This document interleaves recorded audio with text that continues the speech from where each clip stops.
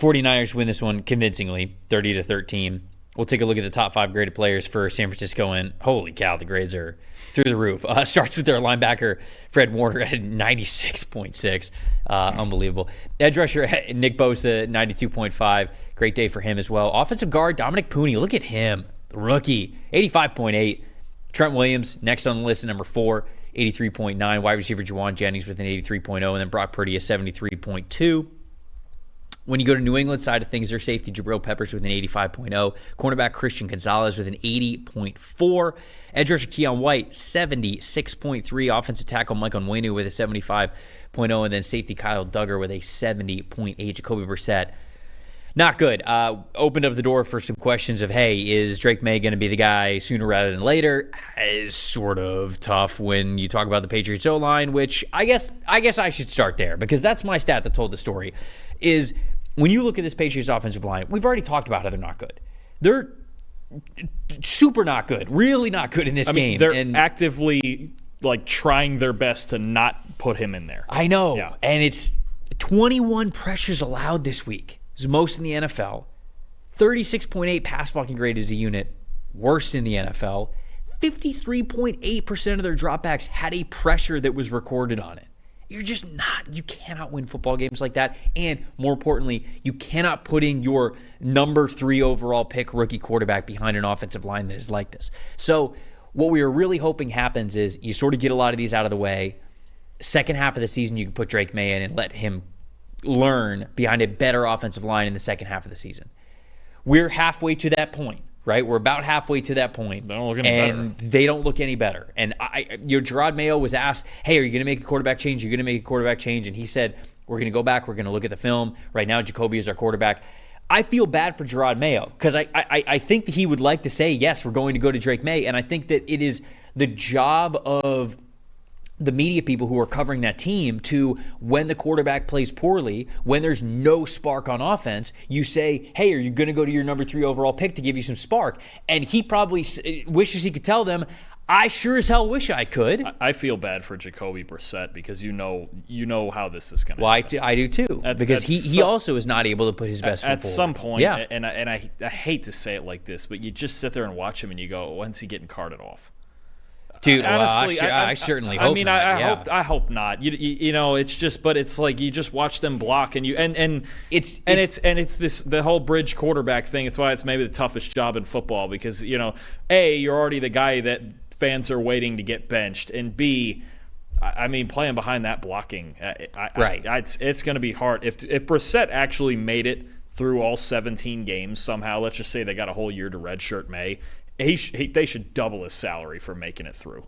Honestly, it's just they're actively trying not to play the guy that's supposed to be the franchise quarterback, and to be honest, I can't blame them one bit. Right, your stat that told the story here. You go right into that. Yeah, I'll wrap it. It's kind of the same thing. Look, we know the Niners are better than the Patriots. Patriots 3.5 yards per play.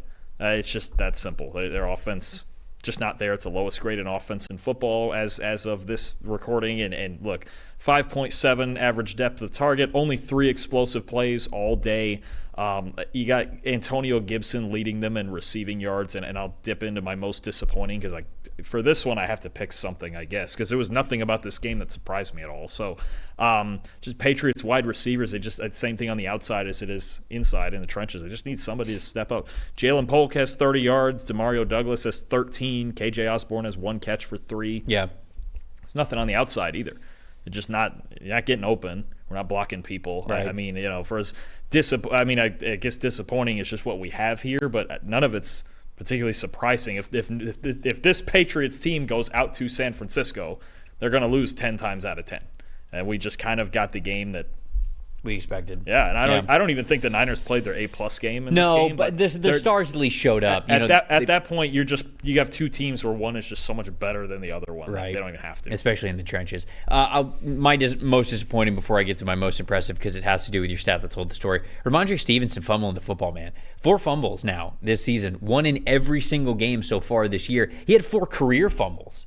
going into this season. And now he's matched that in 4 games, let alone 1 season. So that's been a disappointment there, although in week 1, certainly against the Bengals, he was a big reason why they were able to win. He's going to be a big reason why they're going to be able to win every single week, but the fumbles, that is a disappointing part of all this. Most impressive, Javon Hargrave out for most of the year, maybe the entire year with partially torn triceps. Kevin Givens steps in his place at interior defensive line. And Givens, this past game, you saw him on the top 5 list, 35 defensive snaps, 78.8 defensive grade, 2.5 sacks, 4 pressures, 9.1 pass rush win percentage. So is the pass rush win percentage, incredible? No, but for him to be able to step in and for the 49ers to say, hey, next man up, we're good to go here after losing a guy like Javon Hargrave, really important for them on that defensive line. So I had to give Kevin Givens a shout out. What about you? What kind of burner is Fred Warner on right now? I mean, jeez.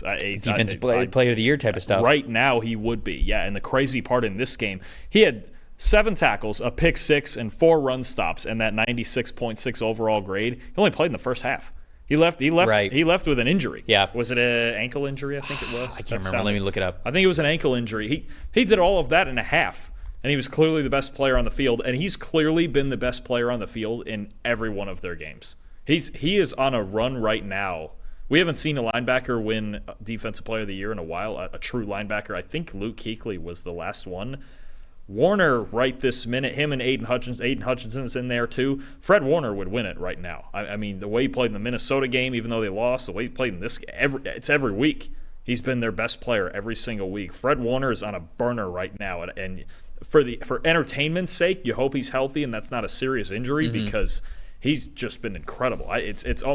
I'm almost speechless at how well he's playing. Ankle injury for him, and hopefully it's not something where he misses a ton of time. Your most disappointing before we move on to the next. Pat's weapons, they don't have any weapons either. Yeah, they're just not a whole lot going on there.